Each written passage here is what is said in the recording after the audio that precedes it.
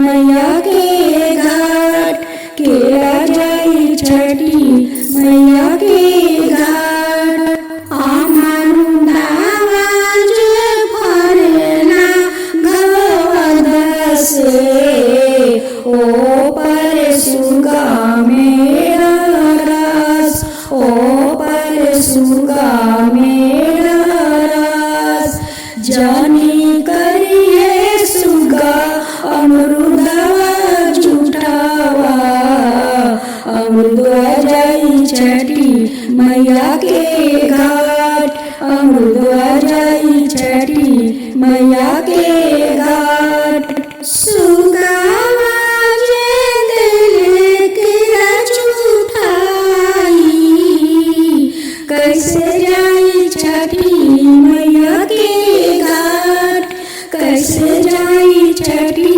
मैया के घाट अमरुदवा जे दिले सुगवा जुठाई कैसे जाई छठी मैया के घाट कैसे जाई छठी मैया के घाट मारा बारे सुगा वाधनुष से सुगा गिरिए मोरू छाय सुगा गिरिए मोरू छाय सुगा नीजे करे लीरो दानमा उठा सुगावा हमार सुगा नीजे करे लीरो दानमा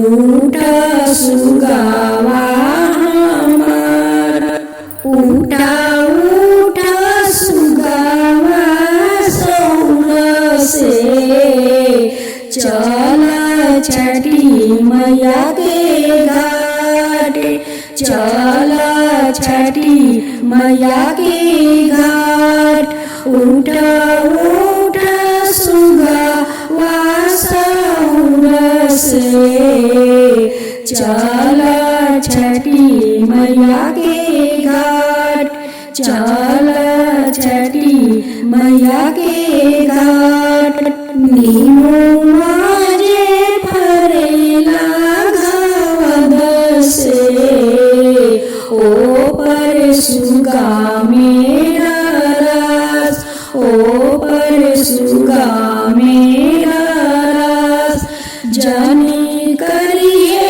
नीमू सुगवा जुटावा नीमू जाई छठी मैया के घाट नीमू जाई छठी मैया के घाट सुगावा जे दिले नीमू जुटाई कैसे जाई छठी मैया के घाट कैसे जाई छठी मैया के घाट मारा बरे सुगा वाधनुष से सुगवा गिरी मोरू छाय सुगवा गिरी मोरू छाय सुगा नीजे करे लीरो दानवा उठा सुगावा हमार उठा सुगावा हमार उठा उठा सुगावा सौर से चला छठी माई के घाट चला छठी माई के घाट उठा उठा सुगा वासौर से चला छठी माई के घाट चला छठी माई के घाट। अगले चौथा गीत केरवा की बात पाराऊ केलन सुरुजा मालू का झूका केरवा की बात पाराऊ केलन सुरुजा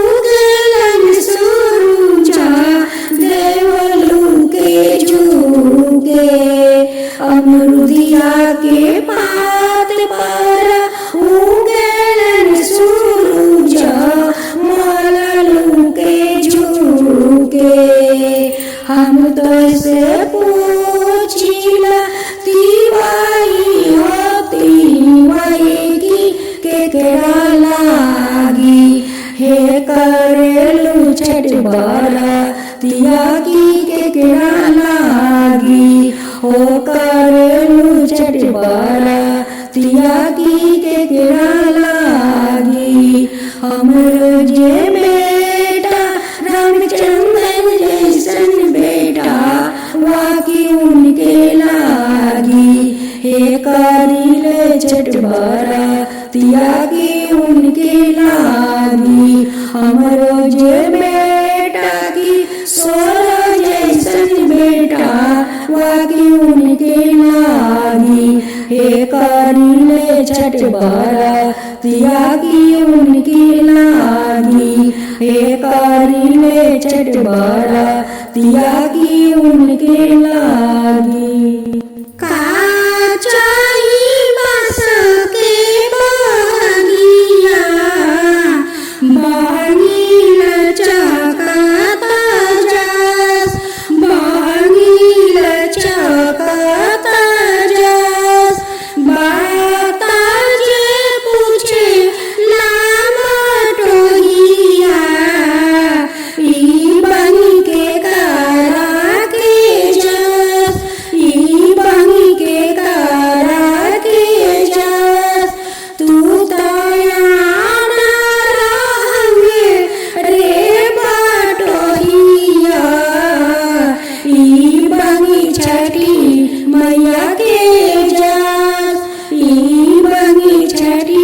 मैया के जस का चाही बस के दौड़वा, दौड़ल चकत जस, दौड़ल चकत जस। बात जे पूछे ला बटोहिया, ई दौड़ा के कारा के जस, ई दौड़ा के कारा के जस। तू तया न रहवे रे बटोहिया, तू तया न रहवे रे बटोहिया। ई दौड़ा छठी मैया के जस, ई दौड़ा छठी मैया के जस। का चाही बस के महनिया, बहनी लचकत जस। बात जे पूछे ला बटोहिया, बहनी के करा के जस, बहनी के करा के जस। तू तया न रहवे रे बटोहिया, ई बनी छठी मैया के जस, ई बनी छठी मैया के जस। बात जे पूछेला बटोहिया, ई दौड़ा के कारा के जस, ई दौड़ा के कारा के जस। तू तया न रहवे रे बटोहिया, ई दौड़ा छठी मैया के जस, ई दौड़ा छठी मैया के जस। मेरी दादी एक कथा सुनाती थी। जब दादी लोग घाट से संध्या अर्घ लेकर आती थी तो माँ को एक कथा सुनाती थी। माँ हम लोग का वही कथा सुनाती थी। एक दिन की बात है, भोलेनाथ माता पार्वती से कहते हैं कि पार्वती, कार्तिक का महीना आ गया है, आप अपना संतान के लिए छठ व्रत नहीं करोगी? माता पार्वती कहती है कि स्वामी, छठ व्रत के बारे में तो मुझे कुछ भी पता नहीं है। इस पूजा के बारे में मुझे तो कोई नियम पता नहीं है कि इस पूजा में क्या क्या नियम होता है। आप मुझे बता दीजिए कि इस पूजा में क्या क्या नियम है। भोलेनाथ कहते हैं कि पार्वती इस छठ व्रत को महिला पुरुष दोनों करते हैं। इस व्रत में 3 दिन उपवास रहना पड़ता है। ये बात सुनकर माता पार्वती डर जाती है। सोचने लगी कि 3 दिन उपवास रहना पड़ता है तो मैं कैसे 3 दिन उपवास रहूंगी। 3 दिन उपवास रहूंगी तो मैं मरी जाऊंगी। भोलेनाथ कहते हैं कि पार्वती मेरी बात सुनकर आप क्या सोच रही है। पार्वती कहती है कि स्वामी 3 दिन व्रत में उपवास लोग कैसे रहते हैं, आप ठीक से विस्तार से नियम बताइए। तब भोलेनाथ कहते हैं कि ठीक है पार्वती, तुम मेरी बात ध्यान से सुनो। जब कार्तिक महीना आता है और शुक्ला पक्ष में चौथ के दिन लोग नोह काटते हैं, बाल में साबुन लगाते हैं। चौथ के दिन महिलाएं अपना नाखून काटती है, बाल में साबुन लगाती है और अच्छे से नहा धोआ कर स्वच्छ हो जाती है। उस दिन चने के दाल बनते हैं, लौका के सब्जी बनते हैं, आलू गोभी का सब्जी बनाते हैं। और जो व्रत करते हैं वो पहले भोजन करते हैं, उसका बाद उनकी परिवार भोजन करते हैं। और पंचमी के दिन सारा दिन निर्जला उपवास रहते हैं। शाम को नहा धोआ कर मीठा डालकर खीर बनाते हैं, रोटी बनाते हैं और एक थाली में खीर और रोटी निकालती है। केले के पाते में वो अग्रासन निकालती है, अग्नि महाराज को नींच देती है। नींच देने के बाद अपना नाक पर से पूरा माथे में सिंदूर भरती है। सिंदूर भरने के बाद वो माथा टेक कर वो प्रणाम करती है। प्रणाम करने के बाद वो भोजन करती है। और षष्ठी के दिन सारा दिन वो उपवास रहती है। वो दौरा सजाकर घाट पर जाते हैं, वहाँ पर सूर्य भगवान को अर्घ देते हैं। वहाँ से आकर फिर रात में सो जाते हैं। फिर सुबह वो घाट पर जाती है। सूर्य भगवान को वो जल में खड़ा होकर इंतजार करती है कि कब सूर्य देव निकलेंगे और मैं उन्हें अर्घ दूंगी।